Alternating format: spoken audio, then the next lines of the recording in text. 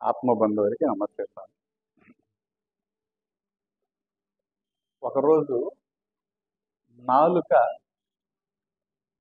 పళ్ళని, కళ్ళని, ముక్కుని, చేతిని అడుగుతాదంటండి.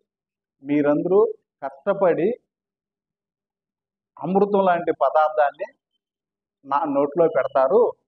నేను దానిని ఏం చేస్తానంటే సప్పరిస్తాను. కానీ పళ్ళు ఏం చేస్తాయంటే 32 పళ్ళు దాన్ని శుభ్రంగా బాగా నవిలి, మెత్తగా నవిలి నా నాలుక మీద పెడతాయి. దానిని నేను ఆనందంగా మింగేస్తాను. ఇట్లా నాకు ఎన్నో సంవత్సరాల నుంచి మీరు సహాయం చేస్తూ ఉన్నారు.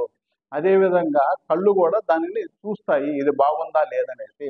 కళ్ళు బాగున్నాయని చెప్పేసి చూసి ఆ కళ్ళల్లో ఆనందం ద్వారా కూడా నేను సంతోషపడుతున్నాను. ముక్కు బ్రహ్మాండమైన వాసన చూస్తుంది. అలా చూసిన దానివల్ల కూడా నాకు ఆనందం కలుగుతుంది. చెయ్యి శుభ్రంగా ప్లేట్లో ఉన్న దాన్ని అంతా కూడా తీసి శుభ్రంగా నా నోట్లో 5 వేళ్లతోటి పెడుతూ ఉండాలి. దానిని నేను రుచికరంగా మింగుతూ ఉన్నాను. మీకందరికీ ఏదో ఉపకారం చేయాలనుకుంటున్నాను. దయచేసి మీరు చెప్పవలసిందిగా ప్రార్థిస్తున్నానని చెప్పి ముందు పళ్ళను అడుగుతాయంట. ఆ పళ్ళు చెబుతాయంట, చాలా సంతోషం అమ్మా, మేము 32 మందిమి బ్రహ్మాండంగా నేను నీకు పెట్టగలుగుతాము. నువ్వు ఆనందంగా దాన్ని మింగి సంతోషంగా ఉంటే చాలు. నువ్వు కాకపోతే చేయవలసిన పని ఏంటంటే నేను పెట్టింది తిని నువ్వు కాముగా ఉంటే చాలు. పనికి మాలిన మాట్లాడుకున్నావంటే నువ్వు అదే మాకు చేసే పెద్ద ఉపకారము అని చెప్తాయంట.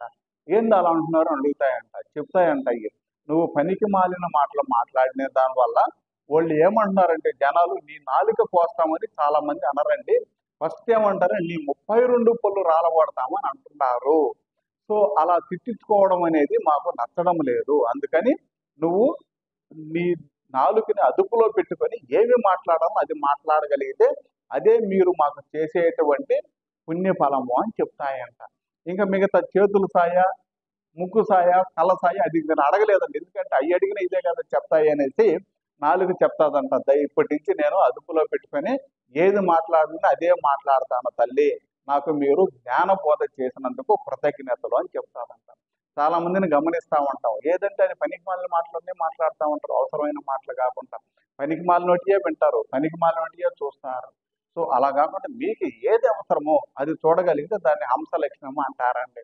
దయచేసి అర్థం చేసుకొని మీరు కూడా ఏది అవసరమో అవి మాత్రమే చేసి మీ కాలాన్ని, ధనాన్ని వృధా చేసుకోకుండా మంచి పనులకు ఉపయోగిస్తారని చెప్పేసి ఆశిస్తూ ఉన్నాను.